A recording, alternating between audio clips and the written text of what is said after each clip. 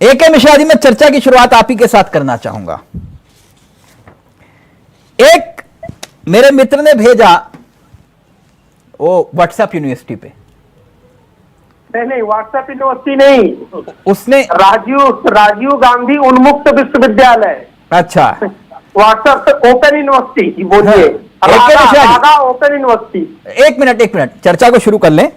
उसमें लिखा था कि हार कर जीतने वाले को बाजीगर कहते हैं, मगर जीत कर हारने वाले को क्या कहते हैं? इस सवाल का उत्तर मैं आपसे चाहूंगा।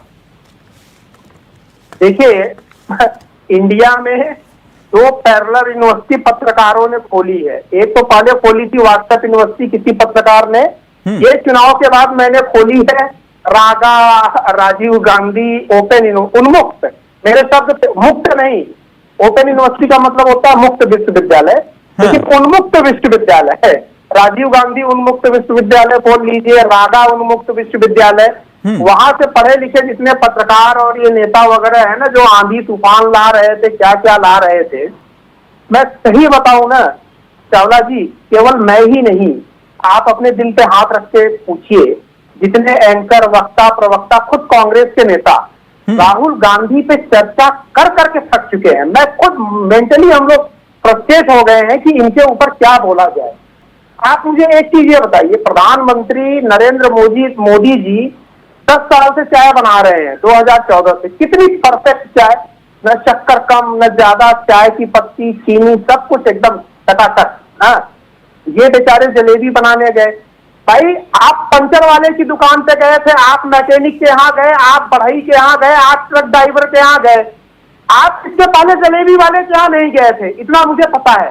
नन्हे हलवाई के यहाँ आज तक राहुल गांधी नहीं गए हैं, तो फिर आपने क्यों जलेबी बनानी शुरू कर दी? पहले आपको नन्हे हलवाई के यहाँ जाके जलेबी नहीं, ये गठबंधन वाले मसले पर आइए ना। ये जो गठबंधन के सहयोगी जो सलाह दे रहे हैं, और खासतौर पर आम आदमी पार्टी जो बात कह रही है, कुछ दम लगने का नहीं, 5 सीटें तो साफ तौर पर दिखाई दे रही है कि अगर आप हाथ मिला लेते, अहंकार ना जताते, तो आज नजारा कुछ और होता। चावला जी, आपके साथ ही, या मुझे याद नहीं है किसके साथ, मेरे YouTube चैनल में वो डिबेट पड़ी है जब केजरीवाल छूटे थे, तो मैंने बोला केजरीवाल बाहर आए ही इसीलिए है कि बीजेपी को जिताने के लिए। हरियाणा में जब उन्होंने बोला कि हम 90 सीट से खड़ा करेंगे, मैं तभी समझ गया केजरीवाल की मंशा क्या है। नहीं, वो तो ना, ये आप गलत प्रेडिक्शन कर रहे हैं। आम आदमी पार्टी ने तो हाथ बढ़ाया, लेकिन कांग्रेस ने और हुड्डा साहब ने तो मना किया। नहीं, एक्चुअली आम आदमी पार्टी ने हाथ बढ़ाया। आम आदमी पार्टी तो हर जगह हाथ बढ़ाती है, उसमें दिक्कत नहीं है, जब तक साफ की जरूरत रहती है। देखिए, जिसको बोलते हैं दगाबाज यार, कांग्रेस की जो नीयत है, जो इमेज बन रही है, और ये विवाद बहुत पहले से था। भाई, हम केवल लोकसभा में करेंगे गठबंधन, राज्यों के चुनाव में हम नहीं करेंगे, तो ये तो उसी वक्त समझ जाना चाहिए था। लेकिन अब केजरीवाल या आम आदमी पार्टी वाले मोदी या अपने से मजबूत पार्टी पे अपनी भड़ास तो निकाल नहीं सकते। गए तो वो भी मुख्यमंत्री बनने थे ना, बोल तो रहे थे कि हम 50 आप मानते हैं इस बात को कि आम आदमी पार्टी के अकेले लड़ने से कांग्रेस को सीधे तौर पर नुकसान हुआ? वही एक नुकसान के फैक्टर दो हैं, एक राहुल गांधी और आम आदमी पार्टी, ये मान के चलिए। अच्छा, राहुल गांधी नुकसान के फैक्टर है। अरे सबसे बड़े नुकसान के फैक्टर, भाई आप क्यों जलेबी बना रहे हो जब आपको पता ही नहीं है? तो जबरदस्ती जलेबी जो काम नहीं किया है। आशीष मिश्रा जी, एक मिनट रुके। नहीं, AK मिश्रा रहेंगे। AK मिश्रा, एक मिनट। नहीं, राम रहीम के बारे में एक मिनट रुके। नहीं, AK मिश्रा रहेंगे। AK मिश्रा, एक मिनट। नहीं, राम रहीम के बारे में नहीं। अनीता जी, राम रहीम के बारे में कुछ नहीं बोलेंगी। एक मिनट। AK मिश्रा जी, आपने एक मिनट, कुछ घंटे पहले, कुछ मिनट पहले आपने कहा कि केजरीवाल बाहर आए, इसकी तय हो गया था कि हरियाणा में खेल होगा। उसका आधार, पहली बात, और दूसरी बात यह कि आप क्या यह साबित करने चाहते हैं कि भैया वो आम आदमी पार्टी जो है बीजेपी की बी टीम है? नहीं, मैं बिल्कुल भी साबित कुछ नहीं करना चाहता। इस तरीके से डिस्प्यूट है, इसके पीछे लॉजिक है। क्या लॉजिक ये है कि अगर केवल दो पार्टियां, देखिए कॉम्पिटिशन कितने तरीके का होता है, पॉलिटिकल कॉम्पिटिशन, हाँ, मोनोपोली हो गया, मोनोपोलिस्टिक हो गया, ओलिगोपोलिस्टिक हो गया, प्योर कॉम्पिटिटिव। दो पार्टियां हैं तो चीजें, रिजल्ट बड़ा क्लियर रहती हैं, कौन जीतेगा कौन, अंधा आदमी भी बता देता है। 2 से 3 हुआ, 3 से 4 हुआ, 4 से 10 पार्टियां हो गई। बहुकोणीय मुकाबला जब होता है तो वहां पे वोट कटेंगे। अब अगर केजरीवाल ने डिक्लेयर किया कि 90 सीटें हम लड़ेंगे, अब इसको सोचिए कैसे होगा। वोट कटेगा या तो बीजेपी से कटेगा या कांग्रेस से, क्योंकि दो ही मेन पार्टियां हैं। अब कांग्रेस से ही क्यों कटेगा, इसके पीछे भी लॉजिक है। बताइए। बॉन्डिंग का सिस्टम समझिए। जो पार्टी लूज होती है, जैसे एक अंगूर का गुच्छा है जो पका हुआ है, उसी से अंगूर गिरेंगे, जो कमजोर बॉन्डिंग है। तो कांग्रेस पार्टी संगठन के आधार पे वोटरों के साथ उनकी बॉन्डिंग कंफ्यूजन वाली है और कमजोर है। तो जो कमजोर बॉन्डिंग जहां पे होगी, जिस पार्टी के अपने वोटरों से, वोट तुरंत वहीं से खसकेंगे। तो इसलिए मैंने ये सोचा था कि कांग्रेस पार्टी का वोटरों से कांटेक्ट उतना नहीं है, तो वोट कटेंगे तो कांग्रेस से कटेंगे। नहीं, कांग्रेस के अहंकार था, कॉन्फिडेंस, ओवर कॉन्फिडेंस था, क्या था, आपको क्या लगता है?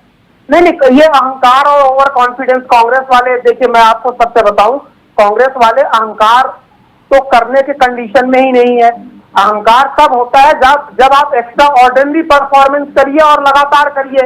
ये बेवकूफी है, ये ओवर कॉन्फिडेंस वगैरह नहीं है, ये बेवकूफी है। हाँ, ये महाबेवकूफी है। जलेबी बना, अब सर क्या बात करते हो, हरियाणा में और इस बेल्ट में अभी नहीं, द्वापर युग से लोगों के सुबह का नाश्ता रहा है जलेबी और दही। नहीं, द्वापर युग में कहां चले गए आप? अभी इसी सुन लीजिए ना, सुन लीजिए, जलेबी और दही कॉमन नाश्ता है। राहुल गांधी ने सोचा हम उसमें एक्सपोर्ट एक नया टेक्निकल टर्म जोड़ देंगे, हरियाणवी जाट को आएगा ही नहीं समझ में, सोचेंगे भाई बहुत बड़ी बात कर रहे हैं, क्रांति आ जाएगी इकोनॉमिक। अरे किसको बेवकूफ बनाने चले थे, जहां घर घर में, वहां पे महिलाएं देवियां घर घर में जलेबी बनाना जानती हैं। हम लोगों के बेल्ट में लोग जलेबी बनाना बच्चा बच्चा तो आप कह रहे हो जलेबी ने हरा दिया? इतनी बेवकूफी वाली बात आप करना, महिलाओं ने भी समझ लिया कि ये निरा बेवकूफ आदमी है। नहीं, प्लीज व्यक्तिगत नहीं, व्यक्तिगत नहीं एके मिश्रा जी, नहीं व्यक्तिगत नहीं प्लीज। जिस आदमी को जलेबी भारतीय खाद्यान्न का एक प्रमुख हिस्सा है हजारों सालों से, और जिसको जलेबी के बारे में नहीं पता, पब्लिक क्या सोचेगी उसके बारे में? राहुल गांधी वो पारस पत्थर है, वो पारस है, जिसको भी वो छू देते हैं वो सोना बन जाता है। आप इतना ही सोचिएगा। मैं बड़ी बात मैं इतना कहूंगा, एक मिश्रा जी, मैं बड़े सम्मान के साथ में कह रहा हूँ, आप इतना समझिए, भारतीय जनता पार्टी आज तक के चुनाव में देखा गया था कि जब भी कोई जीते तो वहां पे लड्डू बचते थे, लड्डू खिलाए जाते थे। लेकिन पहली बार ऐसा हुआ कि हर दफ्तर में, हर कार्यालय में, हर गांव में जलेबी बटी है। तो समझ लीजिए कि वो रेहड़ी पटरी पे जो ठेला लगा के बेचारा जलेबी गरीब व्यक्ति बेचता था ना, ये गजब की थ्योरी है, गजब की थ्योरी है, गजब थ्योरी है। मतलब क्या है कि भाई हमारी हार की खुशी में पूरे देश में जलेबी बटी है। क्या मिश्रा जी, सरकार का बलिदान दे दिया पूरे देश में जलेबी बांटने के लिए।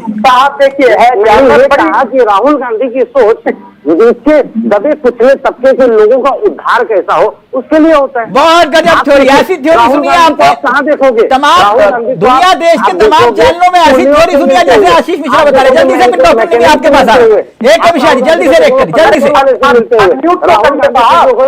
आवाज मिलते हुए राहुल गांधी जी को देखोगे कोविड के समय सड़कों पर संघर्ष करते हुए, लेकिन मोदी जी को आप ऐसा नहीं देखोगे। मोदी जी को देखोगे आप मुकेश अंबानी के यहाँ पे शादी में वहां पे अतिथि बन के स्वागत करवाते हुए। अरे सुनिए, ठीक है, मुझे भावनाओं की कदर है, मैं एक ही चीज बोलूंगा, यथा राजा तथा प्रजा, मच्छिका सांचे मच्छिका, ये अंधेर नगरी चौपट राजा, चटा तेर भाजी चटा तेर खाजा। इसमें हमारे जनता पार्टी में कुछ नहीं है, जैसे भारतीय जनता पार्टी वैसे कार्यकर्ता वैसे प्रवक्ता। अब ये सिद्ध करने में लगे हैं जो राहुल गांधी ने, अच्छा जलेबी बनाई, मुकेश अंबानी ने या गौतम अडानी ने कहीं पे जलेबी छाना? आप कम से कम उतना तो सोचिए ना कि उस ठेले वाले का, पूरे देश में कह रहा हूं मैं, हरियाणा की आपने बात किया ना, वहां की परंपरा में है जलेबी, हरियाणा का छोड़ दो कुछ पल के लिए। नहीं अभी छोड़ो, जलेबी मत बनाइए, यहाँ मत बनाइए जलेबी, एक मिनट रुकिए, ना यहाँ जलेबी नहीं, यहाँ जलेबी मत बनाओ, एक मिनट रुको। अब मुझे जल्दी से बताओ, ये आम आदमी पार्टी का कोई वाकई में असर दिखाई दिया है कि मिश्रा जी, जिस थ्योरी पर बार बार जिक्र किया जा रहा है? बिल्कुल, देखिए इसका एक बड़ा सिंपल सा फार्मूला है। जितनी ज्यादा पार्टियां बढ़ती चली जाएंगी उसमें दो ही कंडीशन होगा, अगर टक्कर कांटे की है पार्टियां और नेता। नहीं तो फिर क्या आम आदमी पार्टी राष्ट्रीय पार्टी है, वो लड़ना छोड़ दे क्या मिश्रा जी? नहीं, हम कहाँ बोला, हम तो भैया हाथ जोड़ के प्रार्थना करते हैं कि हर प्रदेश में अकेले लड़िए आप।